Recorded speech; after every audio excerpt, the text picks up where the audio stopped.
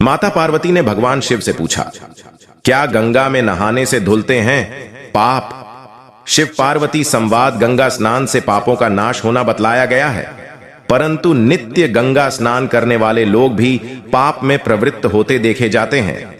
एक समय शिव जी महाराज पार्वती के साथ हरिद्वार में घूम रहे थे। पार्वती जी ने देखा कि सहस्त्रों मनुष्य गंगा में नहा नहा कर हर हर कहते चले जा रहे हैं, परंतु प्राय सभी दुखी और पाप परायण हैं। पार्वती जी ने बड़े आश्चर्य से शिव जी से पूछा कि हे देव, गंगा में इतनी बार स्नान करने पर भी इनके पाप और दुखों का नाश क्यों नहीं हुआ? क्या गंगा में सामर्थ्य नहीं रही? शिव जी ने कहा, प्रिय, गंगा में तो वही सामर्थ्य है, परंतु इन लोगों ने पापनाशिनी गंगा में स्नान ही नहीं किया है, तब इन्हें लाभ कैसे हो? पार्वती जी ने आश्चर्य से कहा कि स्नान कैसे नहीं किया?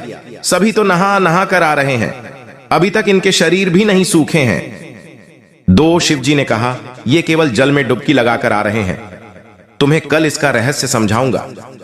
दूसरे दिन बड़े जोर की बरसात होने लगी, गलियां कीचड़ से भर गईं। एक चौड़े रास्ते में एक गहरा गड्ढा था, चारों ओर लपटीला कीचड़ भर रहा था।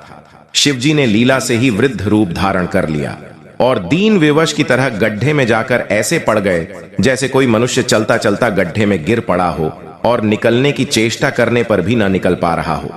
पार्वती जी को उन्होंने यह समझाकर गड्ढे के पास बैठा दिया कि देखो, तुम लोगों को सुना सुनाकर यूं पुकारती रहो कि मेरे वृद्ध पति अकस्मात गड्ढे में गिर पड़े हैं, कोई पुण्यात्मा इन्हें निकालकर इनके प्राण बचाए और मुझ असहाय की सहायता करे। शिवजी ने यह और समझा दिया कि जब कोई गड्ढे में से मुझे निकालने को तैयार हो, तब इतना और कह देना कि भाई, मेरे पति सर्वथा निष्पाप हैं, इन्हें वहीं छुए जो स्वयं निष्पाप हो। यदि आप निष्पाप हैं तो इनके हाथ लगाइए, नहीं तो हाथ लगाते ही आप भस्म हो जाएंगे।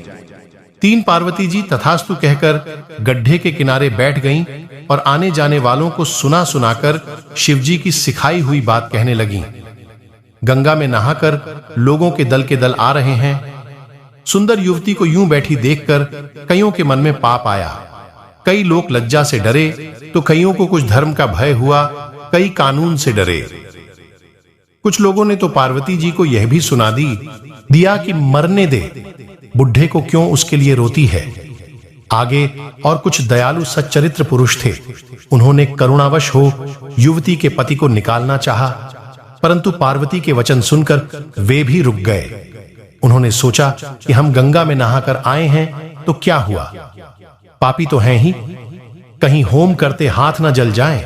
चार बूढ़े को निकालने जाकर इस स्त्री के कथनानुसार हम स्वयं भस्म न हो जाएं। किसी का साहस नहीं हुआ। सैकड़ों आए, सैकड़ों ने पूछा और चले गए। संध्या हो चली। शिवजी ने कहा, पार्वती, देखा, आया कोई गंगा में नहाने वाला। थोड़ी देर बाद एक जवान हाथ में लौटा लिए हर हर करता हुआ निकला। पार्वती ने उसे भी वही बात कही। युवक का हृदय करुणा से भर आया। उसने शिवजी को निकालने की तैयारी की। पार्वती ने रोककर कहा कि भाई, यदि तुम सर्वथा निष्पाप नहीं होगे तो मेरे पति को छूते ही जल जाओगे। उसने उसी समय बिना किसी संकोच के दृढ़ निश्चय के साथ पार्वती से कहा कि माता, मेरे निष्पाप होने में तुझे संदेह क्यों होता है? देखती नहीं, मैं अभी गंगा नहाकर आया हूं। भला गंगा में गोता लगाने के बाद भी कभी पाप रहते हैं? तेरे पति को निकालता हूं।